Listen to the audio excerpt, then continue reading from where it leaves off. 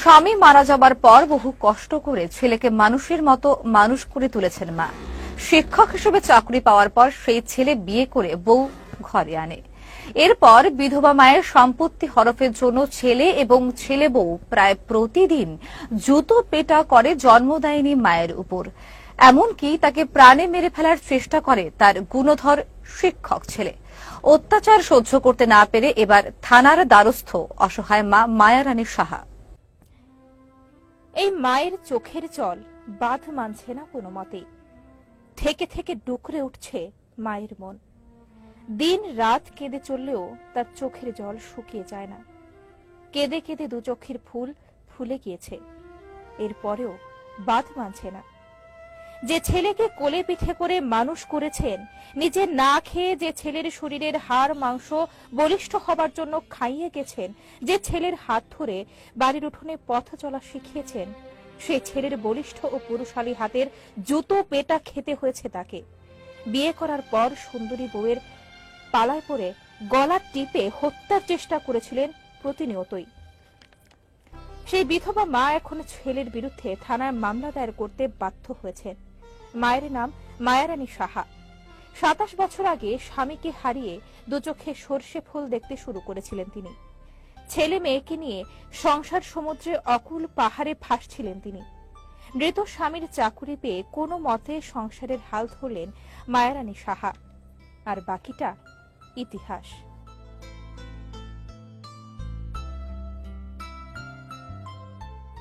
বহু কষ্ট করে ছেলে অশোক সাহাকে মানুষ করে গড়ে তুলেছিলেন। মাছলি স্কুলে সরকারি শিক্ষকের চাকুরি পেয়ে বিয়ে করে ঘরে তুললেন সুন্দরী বউ। বিধবা মা তখন সুখের সাগরে ভাসার অপেক্ষা করছিলেন, কিন্তু সুখ যে তার কপালে লেখা ছিল না। বিধবা মায়ের সম্পত্তি ও টাকা পয়সা হরপ করার ধান্দায় শুরু হয় তার উপর অত্যাচার।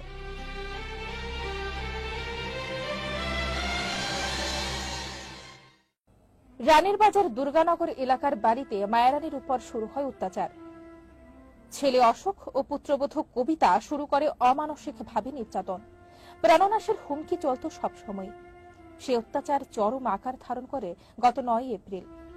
যেভাবে তার উপর মারধর শুরু হয় তার বিবরণ শুনে নেওয়া যাক বিধবা মহিলা মায়ারানী সাহার মুখ থেকে।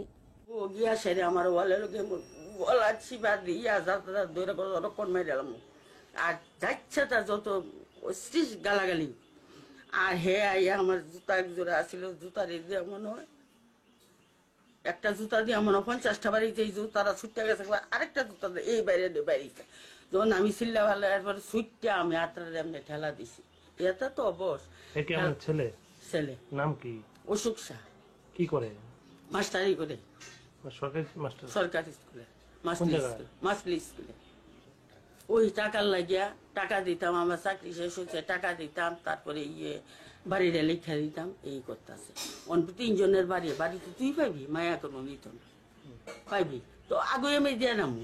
বাড়ি যত সুবারি টুবারি আছে এফআইরা সব বেচবো, আমি কিনে বাড়িটা আমার এটা দুর্গানগর ধরে, দুর্গানগর গরু বাজারটা পারি। অনেকদিন ধরে যন্ত্রণা করে, কিন্তু মারতো আমি দরজা বন্ধ করলে এই দিন আর আমি দরজা বন্ধ করার সুযোগ পাইছি। ছেলের কাছে মায়ের আবদার থাকে সব সময়, কিন্তু এই ছেলের কাছে কোনো সময় কোনো দাবি রাখেননি। উল্টো ছেলের বিভিন্ন দাবি মেটাতে গিয়ে হিমশিম খেয়েছেন তিনি।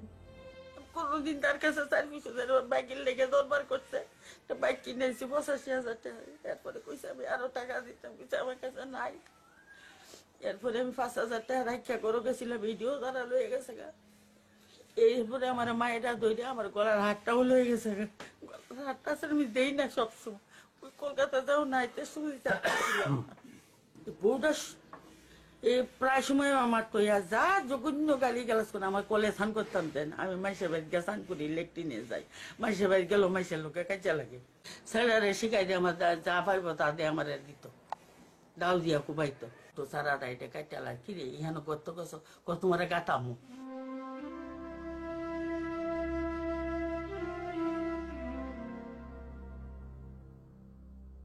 কান্না ভরা কণ্ঠে তিনি জানান, মায়েরা ছেলেদের এসব দুর্নীতির কারণে বৃদ্ধাশ্রমে চলে যায়। আক্ষেপ ভরা কণ্ঠে তিনি জানান, এসব ছেলেদের জন্ম দেওয়াটাও পাপ। যন্ত্রণা এরকম ছেলে থাকুন থেকে এই ছেলেরা এই দুর্নীতির কারণে মারা বৃদ্ধাশ্রমে যায় গিয়ে, বৃদ্ধাশ্রমে যায় গিয়া এমন ছেলে জন্ম দেওয়ানো পাপ, এই ছেলের মুখ দর্শনও পাপ।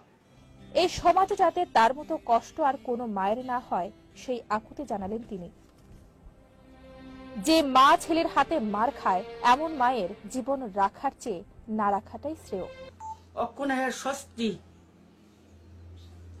আমার যে কোনো সময় আমার মেরে লিতে শাস্তি চাই, অন্য তার এটি দেখেছেন অন্য মারা এমন কষ্ট না পায়, চূড়ান্ত শাস্তি। আর আমার যখন আমি ছেলের ভিডিও খাইছি, আমার এই জীবনটা দেখে কোনো লাভ। আমার 27 বছর বয়সে আমি কষ্ট করে ফুলারে বিয়ে বাস করেছি, মানে ভিক্ষার মতো। এর কাছে লুয়ে হাতে বাইরে দিছে বাপ, আরেক ভাই আছে বাইরে। অত্যাচার সহ্য করতে না পেরে এবার আইনের দ্বারস্থ হলেন মা। আইন কোন পথে হাঁটবে তা বলবে সময়। কিন্তু যে মা নিজের ছেলের হাতের জুতো পেটা খায় সেই মায়ের চোখের জল যে কোনো দিনও শুকিয়ে যাবে না তা বলাই বাহুল্য। যতদিন তিনি এই সংসারে বেঁচে থাকবেন ততদিন একটি আক্ষেপ তার কোনো দিনও যাবে না, আর সেটা হলো এমন কুষ্মাণ্ড ছেলেকেই তিনি নিজ গর্ভে ধারণ করেছিলেন দীর্ঘ 10 মাস পর্যন্ত।